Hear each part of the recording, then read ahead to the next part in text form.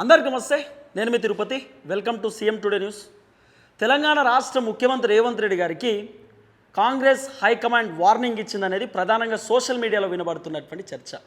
ఈ అంశంపైన చాలామంది రాజకీయ విశ్లేషకులు, సీనియర్ జర్నలిస్టులు రకరకాలుగా మాట్లాడేటటువంటి కార్యక్రమం చేస్తున్నారు.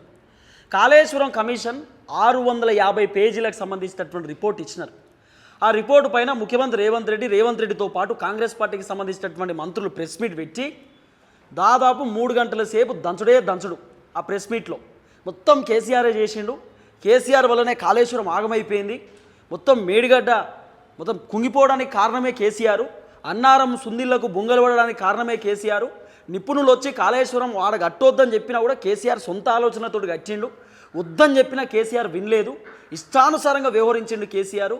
మొత్తం కేసీఆరే అని చెప్పి రేవంత్ అన్న ఆల్రెడీ ప్రెస్ మీట్లోనే చెప్పిండు. కేసీఆర్ వల్లే మొత్తం ఆగమైపోయింది కాళేశ్వరము, 1,00,000 కోట్లు నీళ్ళల్లో మొత్తం ముంచేసిండు, గోదావరిలో కలిసిపోయినాయి అని చెప్పి రేవంత్ అన్న మాట్లాడేటటువంటి కార్యక్రమం చేసిండు. తర్వాత ఈ కాళేశ్వరం కమిషన్ ఇచ్చినటువంటి ఏదైతే రిపోర్ట్ ఉందో ఆ రిపోర్టు పైన మేము అసెంబ్లీలో చర్చ పెడతాం. దమ్ముంటే కేసీఆర్ అసెంబ్లీకి రావాలి. కేసీఆర్ అసెంబ్లీకి రాకపోతే కేసీఆర్ తప్పు చేసినట్టే అవుతుందని కూడా రేవంత్ అన్న మాట్లాడిండు. సీన్ కట్ చేస్తే ఒక 2 వారాల తర్వాత, వారం రోజుల తర్వాత అసెంబ్లీలో చర్చ పెట్టిరు. ఫస్ట్ బీసీలకు సంబంధించినటువంటి 42% రిజర్వేషన్కి సంబంధించిన వ్యవహారంలో పొద్దుగాల నుండి మధ్యాహ్నం 2 వరకు అసెంబ్లీలో చర్చ నడిచింది. ఫస్ట్ రోజు సంతాపానికి సంబంధించినటువంటి సభ పెట్టారు. ఇక్కడ మాగంటి గోపీనాథ్కి సంబంధించిన వ్యవహారంలో రెండో రోజు కాళేశ్వరం గురించి చర్చ పెట్టారు. ఫస్ట్ ఏమో బీసీలకు 42% రిజర్వేషన్కి సంబంధించిన వ్యవహారంలో పొద్దుగాల నుండి మధ్యాహ్నం 2 గంటల దాకా మంచిగానే దంచీరు నడిచింది. ఇటు కాంగ్రెస్ పార్టీ మంత్రులు లేచి మాట్లాడాడు, బీఆర్ఎస్ పార్టీ లీడర్లు మాట్లాడాడు, గంగుల కమలాకర్ వీళ్ళు మాట్లాడారు. 2 గంటలకు ఆ చర్చ అయిపోయింది. బీసీలకు సంబంధించిన చర్చ. బీసీల చర్చ నడుస్తున్న నేపథ్యంలోనే రేవంత్ అన్న 11 గంటలకు చార్టెడ్ ఫ్లైట్లో అన్న శంషాబాద్ ఎయిర్పోర్ట్ పోయి ఫ్లైట్ ఎక్కి ఆయనతో కేరళకి వెళ్ళిపోయిండు. రేవంత్ రెడ్డి కేరళకి ఎందుకు పోయిండని చెప్పి ఆరాధిస్తే కేసీ వేణుగోపాల్ ఉన్నారు కదా, కాంగ్రెస్ పార్టీకి సంబంధించినటువంటి కీలకమైనటువంటి నేత. కేసీ వేణుగోపాల్ ఏదో బుక్ రిలీజ్ చేస్తున్నాడని చెప్పి రేవంత్ అన్న వెళ్ళిపోయిండు. రేవంత్ అన్న 11ంటికి పోయి కేరళకు పోయి కేరళ మీటింగ్ అటెండ్ అయ్యి 1 గంట సేపు అక్కడ దంచిండు. మళ్ళీ ఇది ఆడ ముచ్చట పెట్టుడు. ఈ అద్భుతమైనటువంటి బుక్కు, కేసీ వేణుగోపాల్ అంత అద్భుతమైన వ్యక్తిని నేను చూడలే ఇప్పటిదాకా అని చెప్పి అక్కడ ఆయనను పొగడతలు, తర్వాత బుక్ గురించి మాట్లాడు, తర్వాత కాంగ్రెస్ పార్టీ గురించి చెప్పుడు, రాహుల్ గాంధీని జాకీ బట్టి లేపుడు. అక్కడ ఆ పని చేసిండు. అక్కడ నుండి రేవంత్ అన్న కరెక్ట్ 3 గంటలకు బయలుదేరిండు. 4:30 దాకా ఈడున్నాడు. మళ్ళీ రేవంత్ రెడ్డి కోసం గంటసేపు వెయిట్ చేశారు కాంగ్రెస్ పార్టీకి సంబంధించినటువంటి ఎమ్మెల్యేలు, మంత్రులు, ఇటు బీఆర్ఎస్ వాళ్ళు కూడా. రేవంత్ రెడ్డి ఎప్పుడు వస్తాడో, ఎప్పుడు మళ్ళీ కాళేశ్వరం గురించి చర్చ పెడదామని చెప్పి. దీంట్లో ఒక వింత ఘటన జరిగింది. ఏంటంటే 650 పేజీలకు సంబంధించినటువంటి నివేదిక.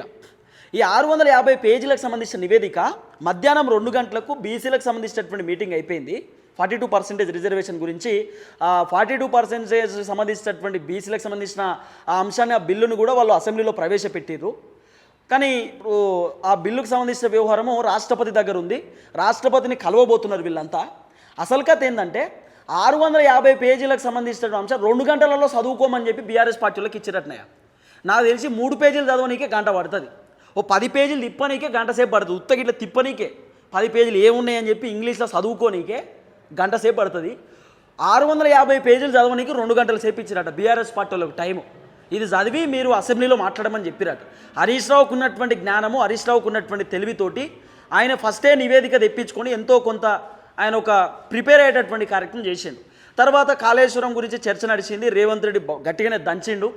తర్వాత అక్బరుద్దీన్ ఓవైసీ మాట్లాడినటువంటి మాటలకు రేవంత్ అన్న సమాధానం ఇవ్వలేకపోయిండు. హరీష్ రావు మాట్లాడిందంతా మాట్లాడిండు. వాస్తవానికి రేవంత్ అన్న ఆల్రెడీ మొత్తం బీఆర్ఎస్ వల్లనే ఖతమైపోయిందని చెప్పి మాట్లాడినాక హరీష్ రావు లేచి దంచిండు. అసెంబ్లీని వణికిచ్చిండు. హరీష్ రావు గట్టిగా మాట్లాడే ప్రయత్నం చేసిండు. తర్వాత పాపం రేవంత్ అన్న కూడా సమాధానం చేయలేకపోయిండు. హరీష్ రావు వాళ్ళ టైం అయిపోయిన తర్వాత హరీష్ రావు 6-7 గంటలకు బయటకు వచ్చిన తర్వాత అక్బరుద్దీన్ ఓవైసీ మాట్లాడే మాటలకు రేవంత్ అన్న సమాధానం చెప్పలేక కోపంతో ఊగిపోయిండు. రేవంత్ అన్న ఏం చెప్పిండు తెలుసా? అక్బరుద్దీన్ మాట్లాడిన మాటలకు మీరు సజెషన్స్ ఇయ్యి, మీరు డిమాండ్ చేయొద్దు, మీరు నేను చేస్తా, ఏమైనా పని చేయాలంటే నేను చేస్తా, ఆర్డర్ నేను పాస్ చేస్తా, ఏమైనా నిర్ణయాలు తీసుకోవాలంటే నేను నిర్ణయాలు తీసుకుంటా, మీరు కేవలం మీ ఒపీనియన్ మాత్రమే షేర్ చేయర్రి. రేవంత్ అన్న చెప్తున్న మాట ఒపీనియనే చెప్పాలి, ఇష్టం వద్దని మాట్లాడితే నడవదు. కాళేశ్వరం గురించి మీకు ఏం తెలుసు అంటాడు. మరి రేవంత్ అన్నకి ఏం తెలుసు కాళేశ్వరం గురించి? సెక్రటేరియట్లో మీటింగ్ పెట్టిర్రు, క్యాబినెట్ చర్చ జరిపిర్రు, 6 గంటలలో రిపోర్ట్ మొత్తం చదివిర్రు, 6 గంటలలో ప్రెస్ మీట్ కూడా పెట్టారు. పోనీ కేసీఆర్ని ఇప్పుడు కాళేశ్వరానికి సంబంధించిన కమిషన్ వ్యవహారంలో కొన్ని లోపాలు జరిగినాయి. ఆ లోపాలు ఏంటంటే కాళేశ్వరం కట్టినోడు ఎల్ఎన్టీ ఓడు, ఆ ఎల్ఎన్టీ ఓడిని విలువలే. మెగా కృష్ణారెడ్డి అనేటటువంటి ఒక దుర్మార్గుడు ఉంటాడు, ఆ దుర్మార్గుడిని విలువలే. వాడిని విలువలే, వీడిని విలువలే.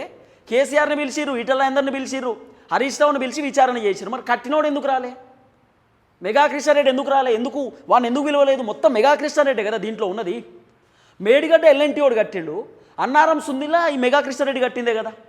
మరి వాడు ఎందుకు వస్తలేడు? వాడిని ఎందుకు పిలుస్తలేరు? అంటే రేవంత్ రెడ్డికి మెగా కృష్ణారెడ్డి ఇంపార్టెంటా? ఇప్పుడు ఇది పెద్ద క్వశ్చన్ మార్కు. కేసీఆర్ అందుకే కాళేశ్వరం కమిషన్ ఇచ్చినటువంటి రిపోర్టు పైన హైకోర్టులో పిటిషన్ వేసిండు. నాకు తెలిసి రేపు మళ్ళీ హైకోర్టులో సంబంధించినటువంటి విచారణ ఉండొచ్చు. 8వ తారీఖు, ఈరోజు సండే కాబట్టి ఈరోజే అసలు విచారణ ఉంటుంది, కానీ ఆదివారం కాబట్టి రేపటికి వాయిదా పడుతుందేమో.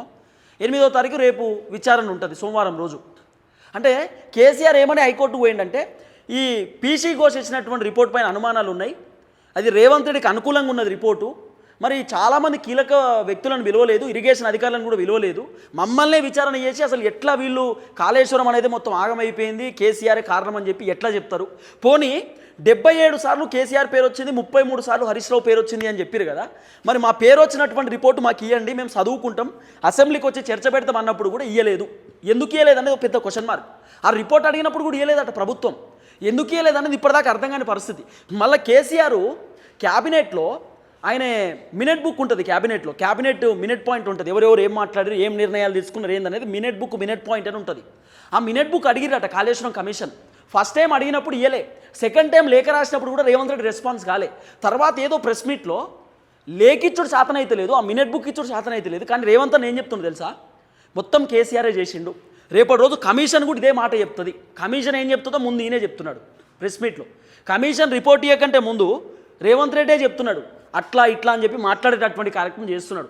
ఏది ఏమైనా మొత్తానికి రేవంత్ రెడ్డి సిబిఐకి ఈ సంబంధించినటువంటి కాళేశ్వరం కేసును అప్పచెప్పేటటువంటి కార్యక్రమం చేసిండు. అయితే నేషనల్ హెరాల్డ్కి సంబంధించినటువంటి కేసు మీకు గుర్తుండే ఉంటుంది. సోనియా గాంధీ తర్వాత రాహుల్ గాంధీ పైన ఈడీ కేసులు అయినాయి.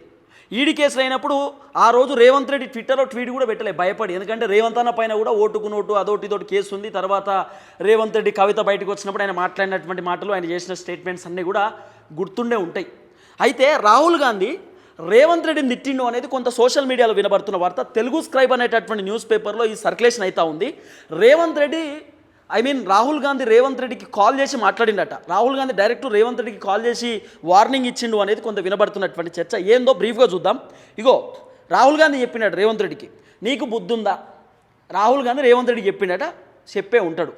ఏమని, కాళేశ్వరం విచారణ సిబిఐకి అప్పచెప్పడంపై ఫోన్లోనే రేవంత్కు రాహుల్ గాంధీ క్లాస్ బీకిండి అని చెప్పి వాళ్ళు రాసుకుంటూ వచ్చారు. ఈడీ సిబిఐ మీద నేను పోరాటాలు చేస్తుంటే కేసు ఎలా ఇస్తారని ఈ ఫైల్. ఈడీ సిబిఐల పైన రాహుల్ గాంధీ పోరాటం చేస్తున్నాడు. ఆయన ట్విట్టర్లో పెట్టిండు రాహుల్ గాంధీ. ఆ ట్విట్టర్లో పెట్టిన ట్వీట్ని కేటీఆర్ రీట్వీట్ చేసిండు. అసలు ఈ ఈడీ సిబిఐ ఐటీ అనేది ఇది బీజేపీకి అనుబంధ సంస్థలు, బీజేపీ కోసం పనిచేసే సంస్థలు, బీజేపీకి డబ్బులు సంపాదించేటటువంటి సంస్థలు ఇవి, వీటిని మేము నమ్మము అని చెప్పి ట్విట్టర్లో పెద్ద ఎత్తున ట్వీట్ పెట్టిండు. సభలలో మీటింగ్లలో కూడా రాహుల్ గాంధీ మాట్లాడిండు. అంతెందుకు మన తెలంగాణ ముఖ్యమంత్రి మన రేవంత్ అన్న కూడా 2024లో పోయిన సంవత్సరం కూడా మాట్లాడిండు. వాళ్ళపైన హెరాల్డ్కి సంబంధించిన కేసు నడుస్తున్న నేపథ్యంలో వాళ్ళని విచారణకు పిలిచినప్పుడు ఈడీ మొత్తం వాళ్ళ కోసమే పనిచేస్తుంది, వీళ్ళ కోసం పనిచేస్తుంది అని రేవంత్ అన్న చెప్పిండు. కవిత ఢిల్లీ లిక్కర్ స్కామ్ దందాలో కవితకు జైలుకు పోయి బయటకు వచ్చినప్పుడు రేవంత్ అన్న ఏం చెప్పిండు? కవితకు బెయిల్ ఇచ్చింది బీజేపీ అన్నాడు. అప్పుడు సుప్రీంకోర్టు తిట్టినారు, నోటికొచ్చినట్టు మాట్లాడితే నడవదు, బెయిల్ ఇచ్చింది మేము, నువ్వు ఎట్లా చెప్తావు అట్లా, పార్టీలకు మాకు సంబంధం ఏందని చెప్పి సుప్రీంకోర్టు తిట్టినారు రేవంత్ రెడ్డికి. అప్పటికీ సార్కు బుద్ధి రాలే. తర్వాత ఈ హెచ్జియూకి సంబంధించిన వ్యవహారంలో కూడా రేవంత్ అన్న గట్టిగా మాట్లాడిండు. అప్పుడు కూడా సుప్రీంకోర్టు మేము చెప్పినా కూడా నువ్వు ఎందుకు కూల్చేస్తున్నావు చెట్లన్నీ, నీ కథ ఏంది అని చెప్పి అప్పుడు కూడా మాట్లాడేటటువంటి కార్యక్రమం చేశారు. తర్వాత గతంలో అదానిపై పోరాడుతున్న సమయంలో అదానితో చేతులు కలిపిన రేవంత్, అదాని గురించి రాహుల్ గాంధీ పెద్ద పెద్ద ఫ్లకార్డులు కట్టించి మరి ఫ్లకార్డులు పెద్ద ఫ్లెక్సీలు వేయించిండు. అదాని మొత్తం దోసుకుంటుండు దేశాన్నంతా, అదాని దందాలు చేస్తుండు, అదాని మోదీ కోసం పనిచేస్తుండు, ఇట్లా అనేక చర్చలు నడిచినాయి. అదాని గురించి రాహుల్ గాంధీ మాట్లాడుతుంటే మన రేవంత్ అన్న అదానితో చేతులు కలిపి అదాని దగ్గర నుండి ఏదో తెలంగాణకు పెట్టుబడులు తీసుకొస్తాం, అదాని దగ్గర అప్పు చేస్తాం అని చెప్పి అప్పుడో పెద్ద చర్చ నడిచింది. అప్పుడు కూడా రాహుల్ గాంధీకి ఎదురు తిరిగిండు రేవంత్ రెడ్డి. బీఆర్ఎస్ ఎమ్మెల్యేలను చేర్చుకొని రాహుల్ గాంధీ సిద్ధాంతానికి తూట్లు. రాహుల్ గాంధీ స్టార్టింగ్లోనే చెప్పిండట, కాంగ్రెస్ అధికారంలో రాకంటే ముందు, ఎట్టి పరిస్థితులలో బీఆర్ఎస్ పార్టీకి సంబంధించినటువంటి ఎమ్మెల్యేలను మన దాంట్లో చేర్చుకోవద్దు వాళ్ళు రావద్దు, వాళ్ళకు ఒకవేళ ఈడికి వస్తే ఈడ జరుగుతున్న కార్యక్రమాలన్నీ కేసీఆర్కి చెప్తారు, పార్టీ డ్యామేజ్ అవుతుంది, ప్రభుత్వం కూలిపోయే అవకాశం ఉండొచ్చు, ఆ పని చేయొద్దని చెప్పి రాహుల్ గాంధీ చెప్తే అన్న ఇన్లే కదా. రేవంత్ అన్న రూల్స్ పెడతాడు కానీ రేవంత్ అన్న రూల్స్ ఫాలో కాడు. అదే ఒక సినిమా డైలాగ్ ఉంటుంది, అన్న రూల్స్ పెడతారు కానీ అన్న ఫాలో గారు అన్నట్టు మన పెద్ద మనిషి కూడా రూల్స్ పెడతాడు కానీ ఫాలో కాడు. సో 10 మంది ఎమ్మెల్యేలను ఇట్లా గుంజుకొచ్చేటటువంటి కార్యక్రమం చేసి ఇలా బొక్కబోర్లో పడ్డాడు ఆయనతో. ఆ 10 మంది ఎమ్మెల్యేల పైన ఇప్పుడు అనర్హత వేటు పడేటటువంటి అవకాశం కూడా కనబడుతుంది. Rahul Sonia National Herald ED కేసుపై కనీసం స్పందించని రేవంత్. ఎందుకు స్పందిస్తాడు అన్న? ఆయన ఏమైనా స్పందిస్తే మోడీ తిడతాడు కదా. చాలామంది అంటున్నారు రేవంత్ రెడ్డి వెనకాల మోదీ ఉన్నాడని చెప్పి రకరకాలుగా మాట్లాడుకుంటారు. అప్పుడు కూడా అన్న పెద్దగా రెస్పాన్స్ ఇయ్యలే. తర్వాత హెచ్సియు విషయంలోనూ రాహుల్ గాంధీపై రెచ్చిపోయిన జాతీయ మీడియా. నిజమే, హైదరాబాద్ సెంట్రల్ యూనివర్సిటీకి సంబంధించిన వ్యవహారంలో చాలామంది నాలాంటి వాళ్ళు, కొంతమంది ఇన్ఫ్లుయెన్సర్సు, జాతీయ మీడియా వాళ్ళు కూడా అట్లా మొత్తం చెట్లు కొట్టేయదు, లోపల ఉన్న జింకలు బయటకు వస్తున్నాయి, మనకు ఆక్సిజన్ లేకపోతే ఇబ్బంది పడతాం, పర్యావరణం ఇంపార్టెంట్ కదా, అరే మొత్తం వాతావరణాన్ని కథం చేస్తూ ఉన్నాడు రేవంత్ రెడ్డి, పచ్చని అడవిని మొత్తం కథం చేస్తూ ఉన్నాడు, 400 ఎకరాలు మొత్తం అమ్మకానికి రెడీ అయిపోయిండు, ఇది చాలా ఘోరం కదా అని చెప్పి చాలా మంది మాట్లాడితే, లేదు వీళ్ళు కావాలని మాట్లాడుతున్నారు, అక్కడ జంతువులు ఏం లేవు, అది మొత్తం సాపు ఉంటుంది అడవి, దాంట్లో ఏం లేవు అని చెప్పి రేవంత్ రెడ్డి మాట్లాడే ప్రయత్నం చేసిండు. హైకోర్టు వద్దని చెప్పినా కూడా రేవంత్ రెడ్డి కూల్చేసిండు. సుప్రీంకోర్టు కూడా చెప్పారు 3 రోజుల దాకా కూల్చొద్దు, ఆ చెట్లు ఎక్కడ కూడా మీరు కొట్టేయొద్దు అంటే కూడా రేవంత్ రెడ్డి వినలే. ఆదివారం రోజు కూడా జేసీబీలను పెట్టి కొట్టేసేటటువంటి కార్యక్రమం చేసిండు. ఆ రోజు చాలామంది మాట్లాడారు రాహుల్ గాంధీ ఎందుకు కంట్రోల్ చేస్తలేడు, రాహుల్ గాంధీ కండు కనబడతలేవా, ఎందుకు రాహుల్ గాంధీ సైలెన్స్ ఉండడని చెప్పి రకరకాలుగా మాట్లాడేటటువంటి కార్యక్రమం చేశారు. ఆ రోజు రాహుల్ గాంధీ బ్లేమ్ అయిండు. తర్వాత కాంగ్రెస్ హైకమాండ్ నుండి రాహుల్ గాంధీ మీనాక్షి నటరాజన్ చెప్పినాక మీనాక్షి నటరాజన్ హెచ్సియుకి పోయినారు. హెచ్సియుకి పోతే అక్కడ చదువుకుంటున్నటువంటి విద్యార్థులు ఏం చెప్పారు తెలుసా? మమ్మల్ని గుంటనక్కలు అన్నాడు రేవంత్ రెడ్డి, విద్యార్థులను పట్టుకొని గట్ల అంటాడా, మేము ఒప్పుకోం మేడం, మాకు సారీ చెప్పాలని చెప్పి మీనాక్షి నటరాజన్తో చెప్తే మీనాక్షి నటరాజన్ డైరెక్ట్ రేవంత్ రెడ్డికి వార్నింగ్ ఇచ్చిరట. తర్వాత ఆమె క్యాబినెట్లోకి పోయి మంత్రులకు కూడా వార్నింగ్ ఇచ్చారు, నేను చెప్పినట్టు వినాలి, ఇష్టానుసారంగా వ్యవహరిస్తాను నడవదు, వద్దని చెప్పినా కూడా ఎట్లా కూల్చేస్తారు, మీ ఇష్టం అనుకుంటున్నా అని చెప్పి ఆ రోజు మీనాక్షి నటరాజన్ కూడా రేవంత్ రెడ్డిని తిట్టే కార్యక్రమం చేసిందనేది కొంత వినబడినటువంటి చర్చ. తర్వాత రాహుల్ గాంధీ సిద్ధాంతాలకు భిన్నంగా ముందుకు వెళ్తున్న రేవంత్ రెడ్డి, ఇది మాత్రం కరెక్ట్ అండి. రాహుల్ గాంధీ సిద్ధాంతాలు ఏమైతుంటాయో రాహుల్ గాంధీ సిద్ధాంతాలను పక్కన పెట్టేసిండు. మొత్తం రాహుల్ అన్న ఎట్లా చెప్తా తింటా అని రేవంత్ అన్న చెప్తాడు, డైలాగులు మాత్రమే కొడుతున్నాడు, చేసేయన్నీ రాహుల్ గాంధీకి నచ్చని పనులే. ఏది ఏమైనా రాహుల్ గాంధీ రేవంత్ రెడ్డి పైన సీరియస్ అయిండు అనేది కొంత వినబడుతున్నటువంటి చర్చ. ఓన్లీ సిబిఐకి సంబంధించినటువంటి వ్యవహారంలో కాళేశ్వరం కేసు ఎట్లిస్తారని చెప్పి, మరి రేవంత్ అన్నకు తెలంగాణ పోలీసుల పైన నమ్మకం లేదో, లేకపోతే సిట్టు విచారణ పైన నమ్మకం లేదో, సిఐడి పైన నమ్మకం లేదో, ఏసీబీ పైన నమ్మకం లేదో ఏందో తెలియదు, కానీ ఇప్పుడు సిబిఐ పైన నమ్మకం వచ్చింది అన్నకు. మొన్నటిదాకా సిబిఐని తిట్టిండు, ఇప్పుడు సిబిఐ చాలా అద్భుతం, గొప్పది, ఇంపార్టెంట్ అనేటటువంటి తరహాలో మాట్లాడుతుండు. చూద్దాం ఏం జరగబోతుందో. మ్యాక్సిమం రాహుల్ గాంధీ సిబిఐకి ఇవ్వాలని చెప్పి ఉండడు. మరి రేవంత్ అన్న ఓన్ డిసిషనా, రేవంత్ అన్న వెనకాల ఎవరైనా ఉండి నడిపిస్తున్నా అనేది పెద్ద క్వశ్చన్ మార్క్.